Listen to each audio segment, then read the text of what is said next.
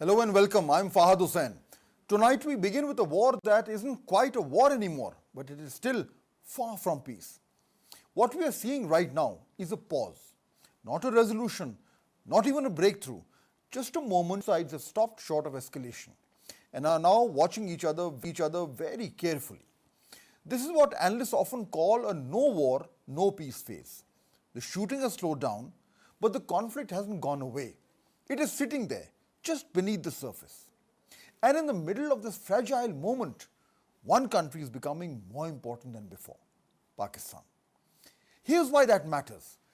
The Iranian foreign minister has already been to Islamabad recently. He left, then he came back within days. That kind of back and forth doesn't happen unless something serious is being discussed. What started as facilitation, simply helping both sides talk, is now moving into something deeper. Pakistan is beginning to play the role of a mediator. Messages are being passed, ideas are being tested, options being quietly explored. In a situation where Washington and Tehran don't trust each other, countries that can talk to both sides become incredibly valuable. Right now, Pakistan is one of those countries. And by the way, it's not alone. Oman is involved, Russia is also part of the conversation, but Islamabad is clearly emerging as the key point where these diplomatic threads are coming together. Now, take a step back and look at what's happening in the US. The attempted assassination of President Donald Trump has shaken the political environment, at least for the moment. Attention has turned inward, the pace of decision making has slowed. That pause, however, is unlikely to last. The stakes in this conflict are simply too high. The pressure will build again. The focus will return to Iran and to the question that has been hanging over this crisis from the very beginning. Does Washington push harder, or does it step back enough just to make the deal possible? Iran faces its own version of that question. How long can it hold its position without risking a wider conflict? How far can it go without triggering a response it cannot control? Most wars don't end in dramatic victories. They end in moments like this, when both sides start to weigh the cost of continuing. We're not at the finish line yet, but we may be at the point where an exit is at least being considered. And if a pathway does emerge, it may not come from the battlefield. It may come from places like Islamabad, where even in the middle of tension, conversations are still happening. Tonight, we take a closer look at this fragile pause and ask a simple question: is this the calm before things escalate again, or the first real step towards ending this conflict?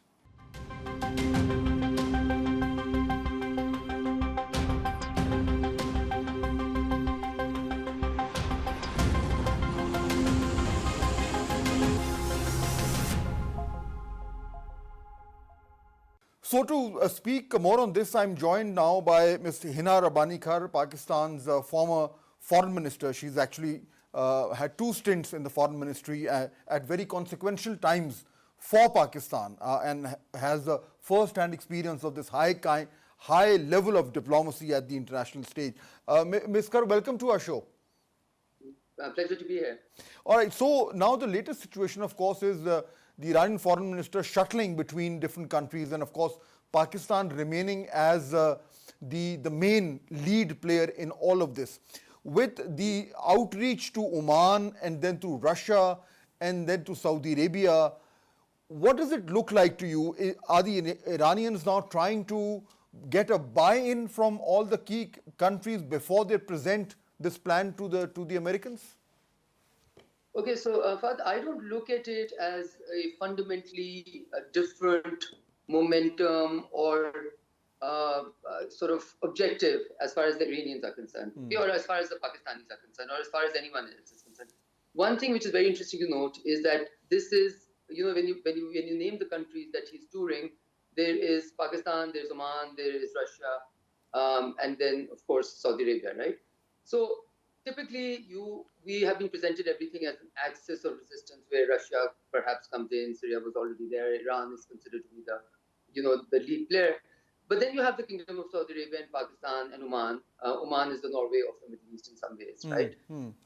So what you see is that I would look at it exceptionally positively. The Pakistani, whether I'm in, whatever roles I may have or currently have, I am absolutely uninterested in what the venue of the talks may be. I'm very glad that Pakistan was able to come, in the moment where everybody had exited the foray of negotiations and was literally looking at militarization, just keep on going up the ladder. I'm very glad that my country stood out almost, not only diligently but obstinately trying to pursue the path of negotiated settlement. And it's something which has become exceptionally unfashionable, even in Western capitals.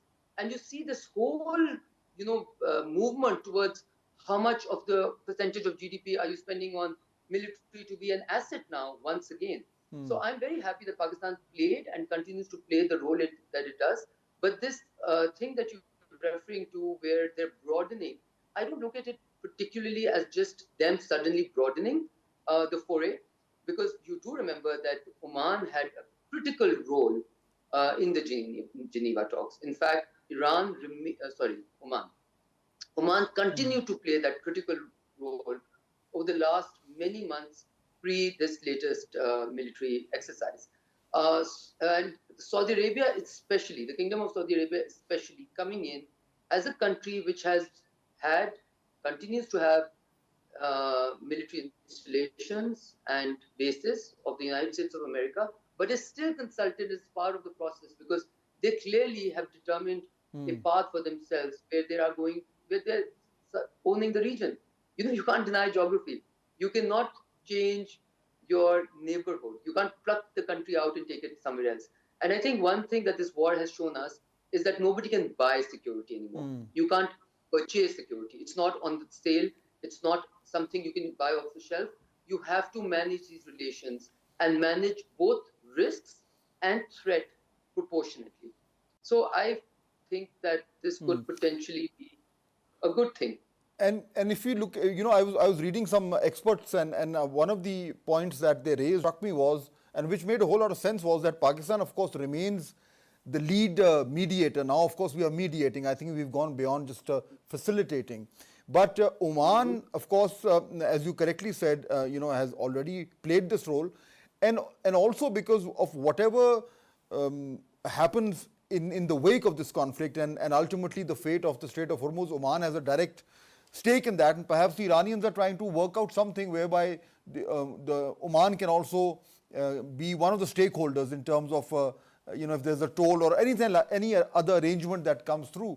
And also because Oman is probably one of the key communicators to the GCC countries, where while we are, of course, in direct communication both with Washington and Beijing, and now they've brought in Russia also. So it's sort of broadened, but in a coordinated manner.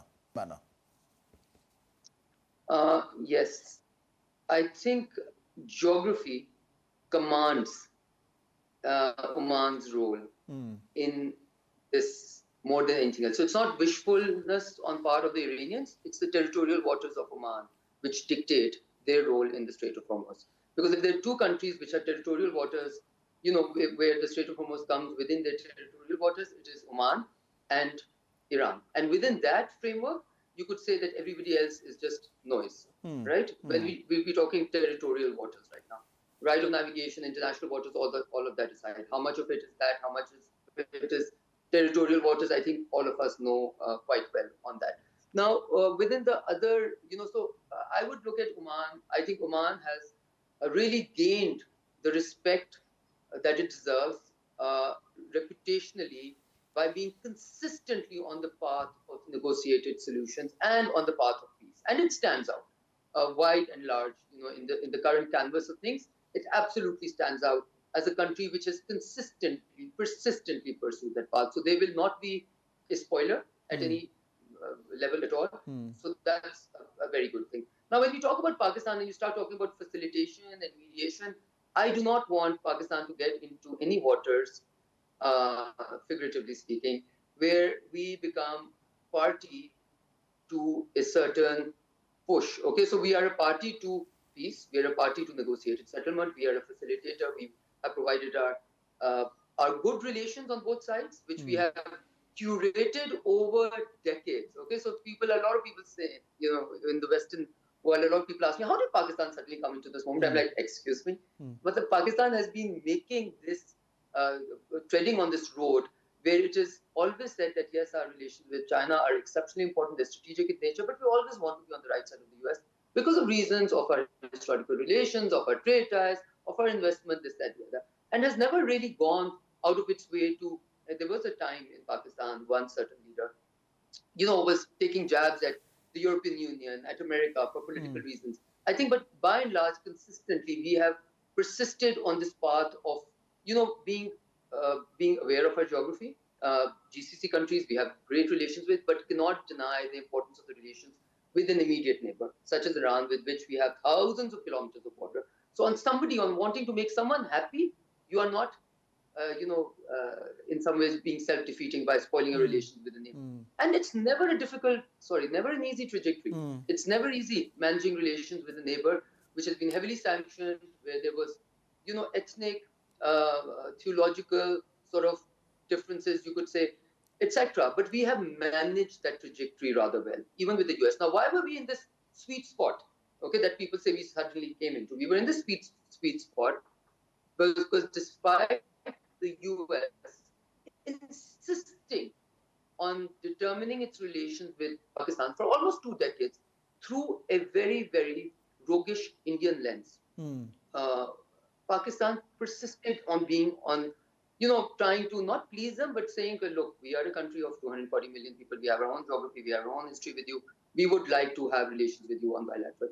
And then with Iran, as I said, over the last many decades, especially since 2010, I think we were, whether it's intelligence to intelligence contacts, whether it's military to military contacts, and for the fact that the military chief of Pakistan goes to receive the Iranian delegation, as someone who's deeply aware of our historical ties with them, it was such a relief in some ways that we're giving respect to a neighbor in times where they are in exceptional difficult times, right? And we are standing out, even when a lot of people would say historically, oh, Iran hasn't done this for you. And we stand out so demonstrably against our eastern neighbor. Okay, you saw just now, I think, only in today's date, that BRICS could not issue a release. Yes, because absolutely. India, which was supposed to the flag carrier of Southern Bloc or the developing countries and about international law, decided not to agree on language on Israel's, repeated genocidal behavior vis-a-vis the Palestinians. So it's remarkable that a country which has so much going for it can strategically cut its own roots out. Okay, and a country like Pakistan, which was buoyed and never really given its whatever you could say due respect. I think we've had a lot of respect in the multilateral fora, so I will not say that. But that because we've consistently been on the path of international law, on multilateralism, on finding solutions. We have learned our lessons from the wars in the not once but twice, and we have tried to apply that lesson to our region and to the world. And the lessons we give to the world are only based on the edifice of it was always emerging from international. In fact, I wanted to just come to this point that you mentioned, and I want to draw upon your extensive experience as the foreign minister and as part of a system at the highest level. You're absolutely correct that Pakistan, the weight that we've carried in the world has never been fully either appreciated or acknowledged, and now it is being done. We're the same country, but we are being looked at in a different way. Now that perception has changed, and we don't know where this conflict will go ultimately, but I personally believe that the kind of diplomatic dividends that we've reaped, they're not going to go away. Nobody can snatch those away. The perception has already changed. With this change in the way that the world is now looking at us and the role that we are playing in this, a global conflict, it's almost a global conflict, what kind of a change would it mean in terms of interstate relations, Pakistan's diplomacy at the global stage, multilateral forums, big issues, FATF, you were at the lead in terms of FATF, you know how people were ganging up against us. So with all those things, with this newfound perception, how will that translate into greater heft for Pakistan? Okay, so that really entirely remains within our with how we play our cards from henceforth, right? But I will just maybe take a moment to perhaps share a different perception with you on two matters. First of all, when you say that there's not a different perception, this is just supporting what you said. I don't think there's any doubt on the global repercussions of this conflict. Okay, whether you're sitting in Bhutan or you're sitting in South America or you're sitting in the Middle East or you're sitting in Europe or in Eastern Europe or in Africa, every household is feeling the repercussions of this conflict in the daily bills of fuel, in how economic cost of this war was completely unplanned for. And strategically, it is probably one of the greatest follies of any hegemonic big power getting into a conflict like this without having done the strategic thinking, which is always part of that. Every president of the United States of America, I've been reading about it since I grew up, about the challenges of the Strait of Hormuz. Okay, and recently I was going through a 2012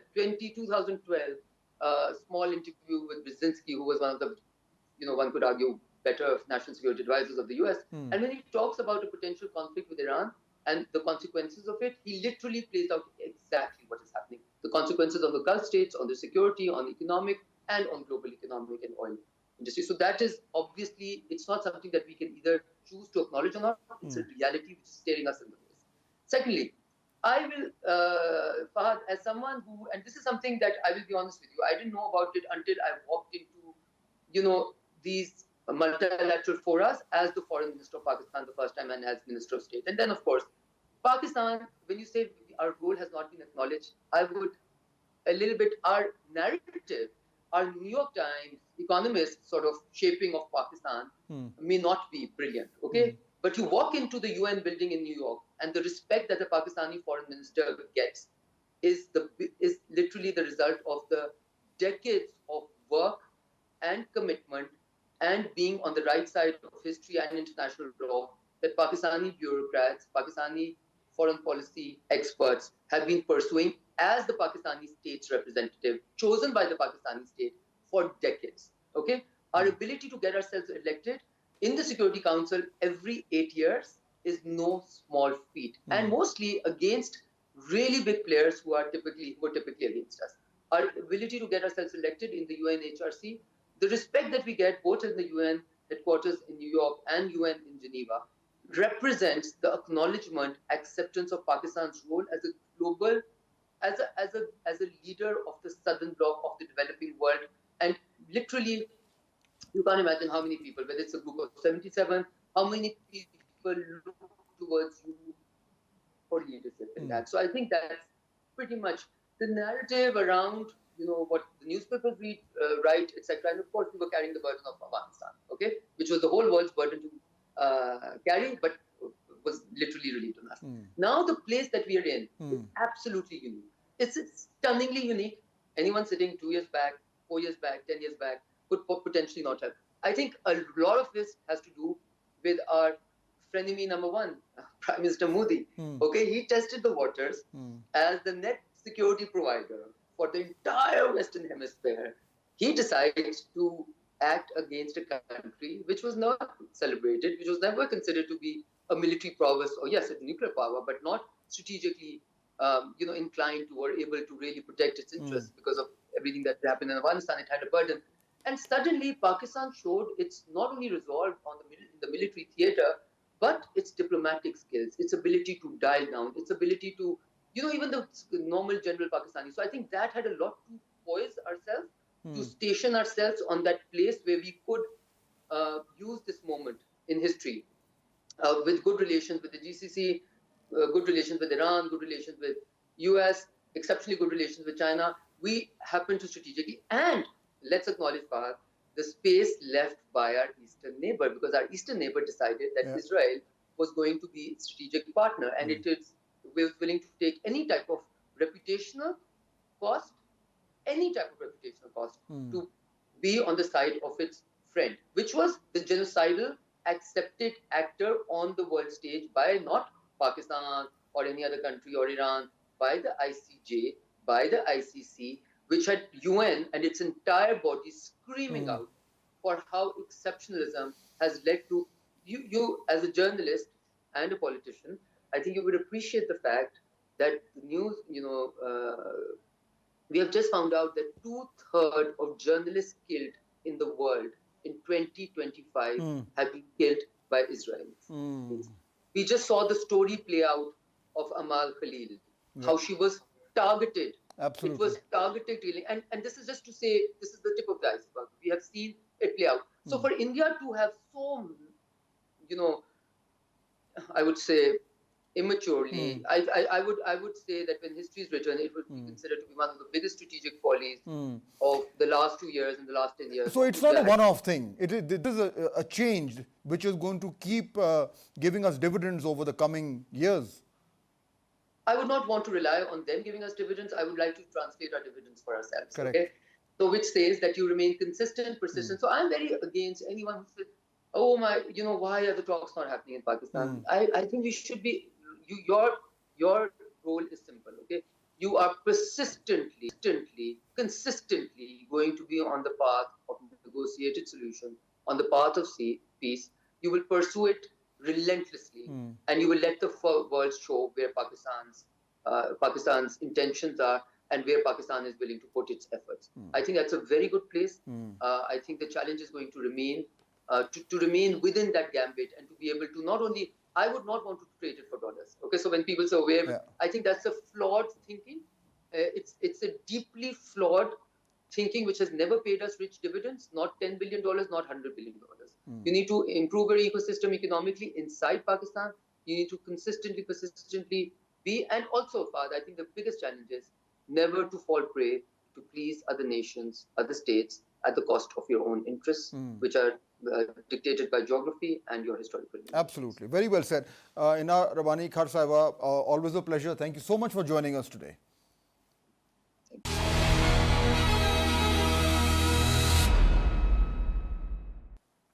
So if the first question is where things stand, the next question is where this could go. Right now, the United States and Iran are locked in what one report in the New York Times calls an awkward limbo. Not peace, not war. A space in between where both sides have stepped back from full confrontation but haven't moved any closer to any real agreement. Both sides believe they can outlast the other. Washington thinks economic pressure and strategic positioning will eventually force Iran to bend. Tehran believes it can absorb the pain longer than the US can tolerate the consequences, especially the global fallout from the instability in the Straits of Hormuz. That's the standoff, a test of endurance, a waiting game where time itself becomes a weapon. Now, on paper, that may look manageable. In reality, it is far more dangerous than it appears. One Iranian analyst described this moment as a strategic limbo, a phase where both sides have stepped back from war but are still operating within the logic of pressure and force. That combination is very unstable. It creates a situation where nothing is resolved and everything remains at risk. For example, take the economic side of this. Iran is already under severe strain. There are reports which point to layoffs, shortages, and rising inflation. Even in a best-case scenario, with a deal, inflation could remain extremely high. Without a deal, the situation could worsen. Projections suggest inflation could surge dramatically if this limbo continues, and even more sharply if conflict resumes. At the same time, this pressure is not one-sided.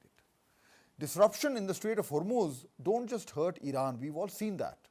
They ripple outwards into global oil markets, supply chains, and economies far beyond the region. That creates a different kind of pressure on Washington. Perhaps not immediate, not visible in a single headline, but cumulative and potentially decisive over time. So both sides are absorbing pain while hoping that the other side feels it first. That's not a stable equilibrium. It's a fragile balance. Now add to this the political dimension. In Washington, there is a belief that sustained pressure will eventually bring Iran back to the table on American terms. In Tehran, there is caution. One Iranian analyst put it quite bluntly. He said maintaining the status quo is the safest political option right now. Any major shift carries the risk of failure and blame. Now that tells you something very important. Even when diplomacy is possible, political risk can hold it back. So what are the realistic paths forward from here then? One possibility is a gradual return to talks.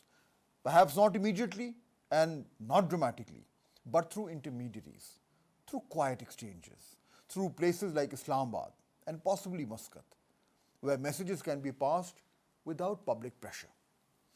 That process could lead to small steps, limited understandings, temporary arrangements, confidence-building measures. Nothing that resolves everything, but enough to stabilize the situation. Another possibility is that this limbo continues. No agreement, no escalation, just a prolonged standoff. That may sound like a safer option, but it is not. A prolonged stalemate increases the chances of miscalculation. It keeps military forces in close proximity. It raises the stakes of even minor incidents.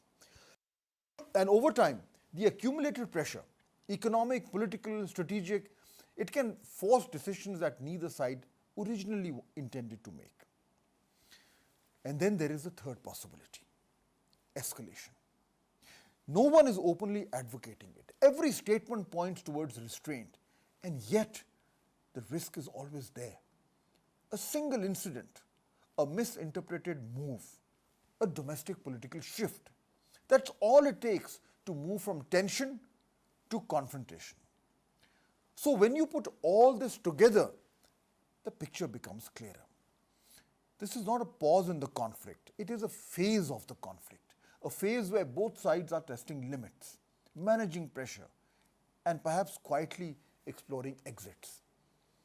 That's why the role of intermediaries matters so much right now. Countries like Pakistan, we are not just hosting conversations, we are helping to keep the possibility of an outcome alive. Without that, this limbo could harden into something far more dangerous. So the real question is not whether talks will happen. The real question is whether they will happen in time. Before the pressure builds too far, before a miscalculation changes the equation, before this fragile balance gives way to something much harder to control. To discuss this further, we are joined from Geneva by Mr. Ali Vaez. He is the Crisis Group's Iran Project Director. He led the Crisis Group's efforts in helping to bridge the gaps between Iran and the UN Security Council's permanent members that ultimately led to the landmark 2015 nuclear deal. He has also served as Senior Political Affairs Officer at the UN Department of Political and Peace-Building Affairs and was the Iran Project Director at the Federation of American Scientists. He is also an adjunct professor at Georgetown University's School of Foreign Service and a fellow at the Foreign Policy Institute of Johns Hopkins School of Advanced International Studies. Mr. Ali Vaez, thank you so much for joining us today. My pleasure. Good to be with you. So now the situation somehow stands at a juncture where people are calling it no war, no peace, and seems like one side is willing or waiting for the other side to blink first. There are some people, there are some very well-known and well-established and influential voices on Iran who are saying that if this present situation continues, it would make Iran's position weaker vis-a-vis the US. Would you agree with that? Well, as you said, this is a high-stakes game of chicken in which both sides are waiting for the other to blink first as a result of the economic pressure that the blockade is creating for both sides and the global economy. The Iranian calculus is that they can withstand this pressure for another 2 to 3 months. They had, of course, anticipated the possibility that the U.S. might put in a naval blockade, having watched what happened in Venezuela in the run-up to the conflict with Iran. So they had, in terms of stockpiling staple food or even pre-selling some of their oil to China, they had taken measures. But there is one critical factor that really doesn't have much solution on the Iranian side, and that's a question of storage for oil. if they can't get their empty tankers back into their territorial waters in order to fill them up, they have to start reducing production rate of their oil wells. And given the age of their oil wells and the fact that they haven't really been maintained that well, it is quite possible that some of them might never come back again. And that would be a huge blow to Iran's oil production capacity. So that's one key consideration. There's of course also the economic pressure that the Iranian people will have to shoulder. But there is also the cost on the other side, right? I mean, we've seen already this week oil prices rising again, with markets being a little bit more skeptical about the possibility of the reopening of the strait anytime soon. We know President Trump has a meeting with President Xi of China on May 14th, and probably wants this issue to be resolved by then. If not, there is another deadline in June with the World Cup games starting in the United States, and already there's not enough fuel that a lot of international airlines are canceling their flights. So yes, both sides are under pressure. The Iranian view is that their timeline is 2 to 3 months. The U.S. View is that the timeline might be shorter, of 2 to 3 weeks.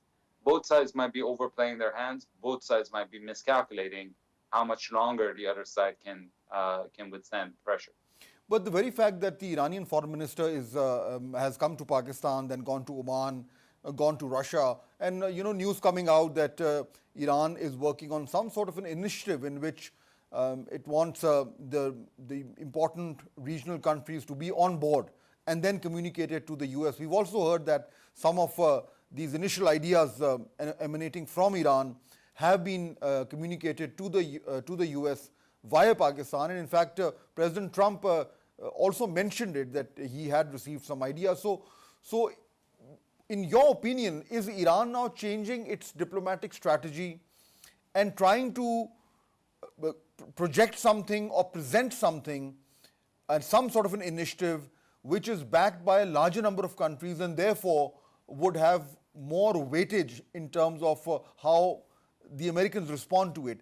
Is that a new strategy, and do you think that could work? So look, the Iranians certainly want a deal, but not at any price and not under any circumstances. The circumstances have to be right, in the sense that they don't want to negotiate with the United States when the U.S. is not even complying with the ceasefire agreement, which did not include a U.S. blockade. So their precondition for resumption of negotiations in the true sense of the word has been the lifting of the U.S. blockade.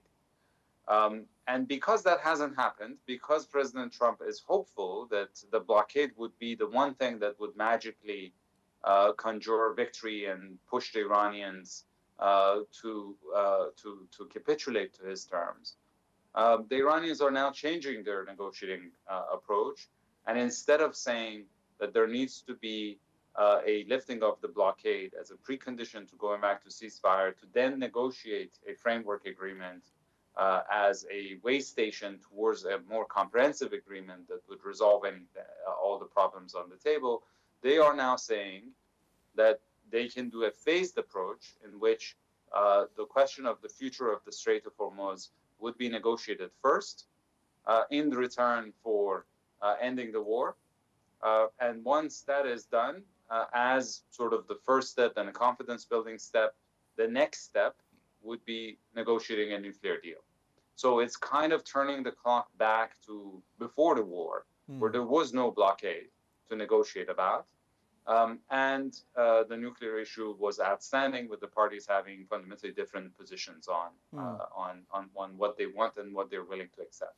But the blockade, Mr. Aliwaz, the blockade issue, I've been speaking to a lot of people here in Islamabad also, and the sense that I get is that the American blockade is essentially a doorway through which the parties have to pass to come on the negotiating table. So there are many ways to somehow, find a way out of this blockade. I mean, for example, the Americans could be asked to just temporarily lift the blockade because it's preconditioned by the Iranians, and then the Iranians could open the Straits of Hormuz temporarily, as they did some time back, for them to at least come and sit on the table. But ultimately, the real deal has to happen on issues which are not, of which the naval blockade is not the fundamental issue. The key issue is, of course, the nuclear program and the funds and the sanctions.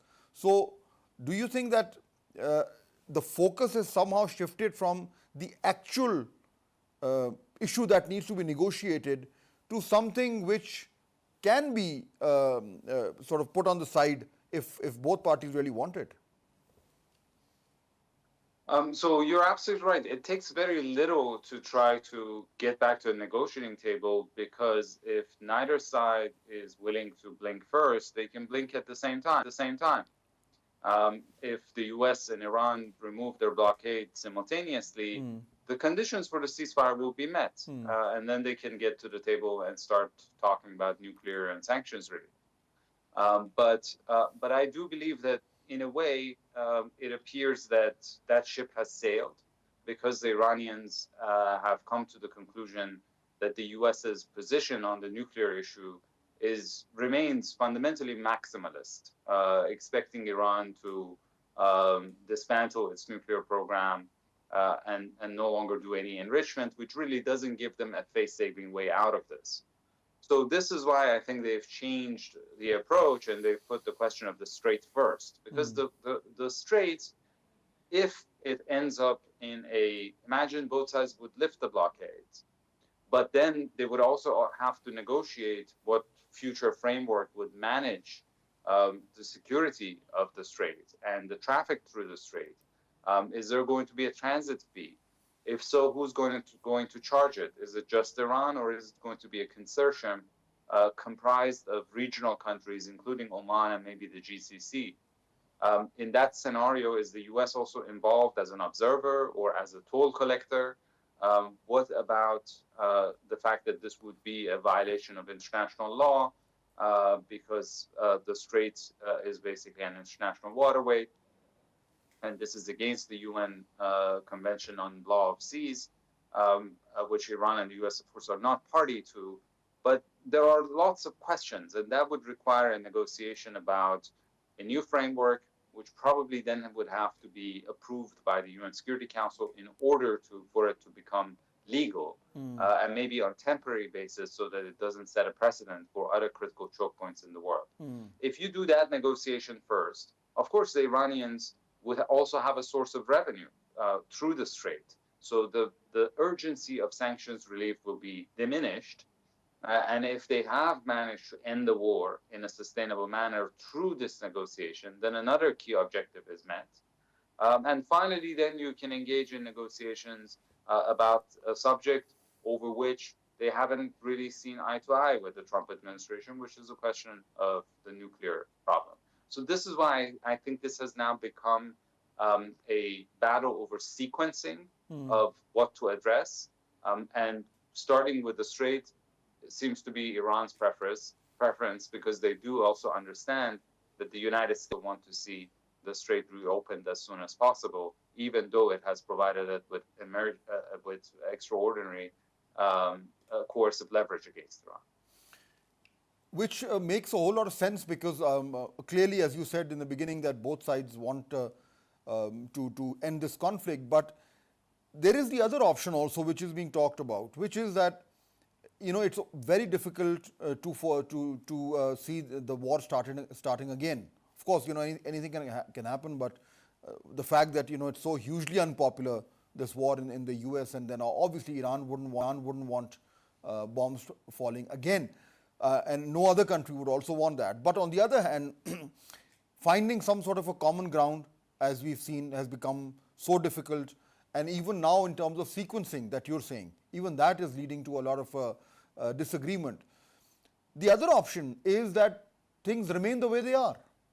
It's a no war, no peace, tense situation, no deal, no end to war, and just a very temporary, stressful situation where the guns could start blazing anytime again.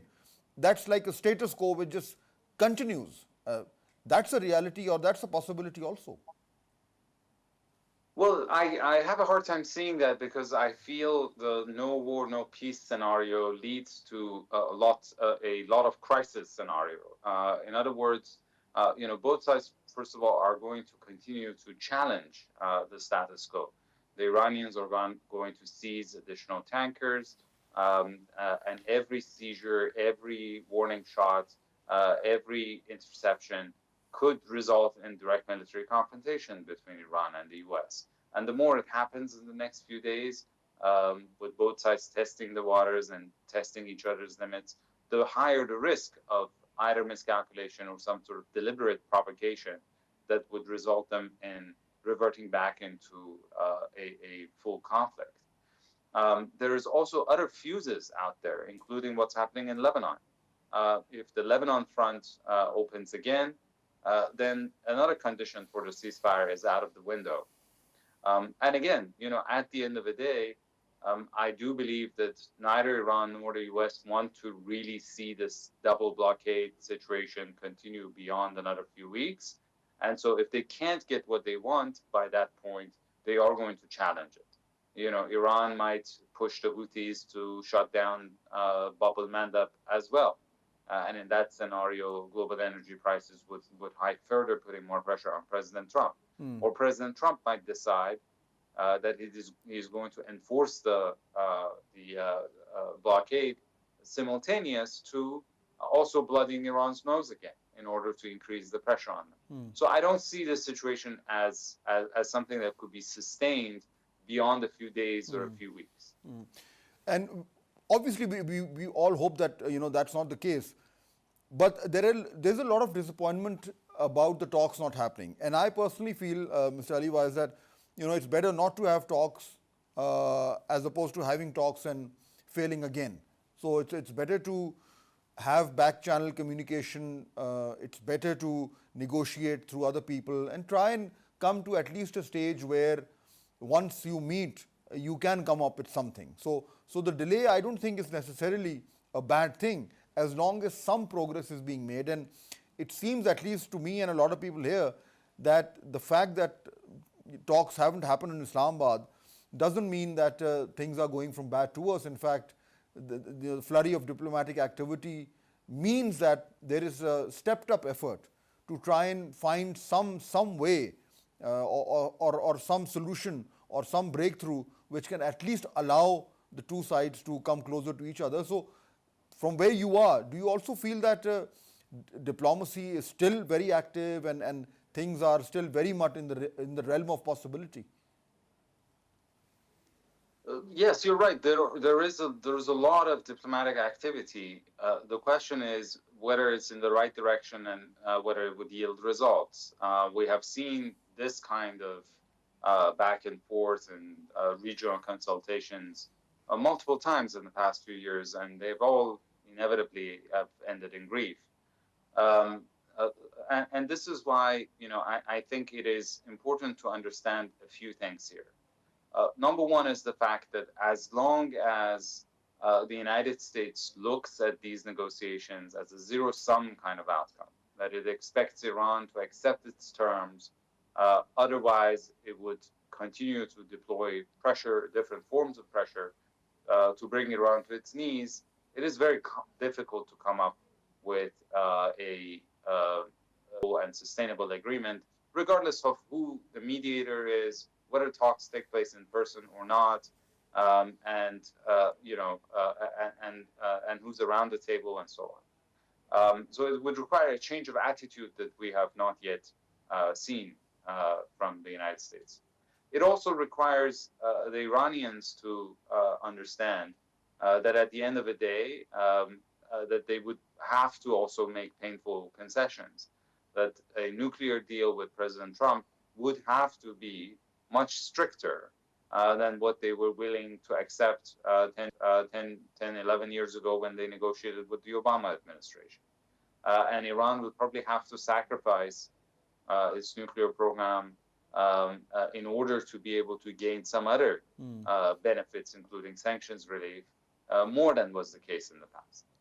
So there are certain, conceptual concessions that I think both sides would have to come to terms with. That's number one. Number two is that given the degree of mistrust, I think it would be very useful to start with some smaller steps.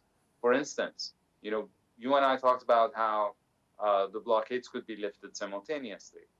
But what if the blockade is lifted just for one thing, like the fertilizer question, which really deeply affects the global south and could create food shortages that would result in millions of deaths in places like East Africa. So why not start with something as narrow as that to build confidence and then move on to additional steps? And finally is the question of discipline in messaging. I think in a way President Trump's desire for a deal is in sharp contradiction with his tone for reaching an agreement. He might be able to get deals with other nations by humiliating them and bullying them and threatening them. But with the Iranians, it really just does not work. And so the more quiet he is, the more disciplined he is in his messaging to frame any kind of agreement as a mutually beneficial deal, the better off both sides will be. Otherwise, it will become extremely hard for the Iranians, who absolutely do not trust them, given the history here, to be able to get to an agreement with them. And the final point I would say is that, yes, it's very important that regional countries are involved in this back and forth. And so, Arafchi's visit to Oman, in between his visits to Islamabad, was very important. And I do hope that the GCC could also come to terms with the fact that they have to figure out a modus vivendi with Iran, as angry as they might be at this moment. But there is no zero-sum outcome that is sustainable for them either. And then there is the Russian dimension, which could help with determining the fate of Iran's stockpile of highly enriched uranium. But again, that seems to now be a sequential concern rather than an immediate one. I think it's a very important point that you've made, the importance of sequencing all of these things, because there are ways and means to find a solution, and there are confidence building measures that can actually lead to greater compromise on major issues. Mr. Ali Vaez, always a pleasure. Thank you so much for joining us. Thanks for having me.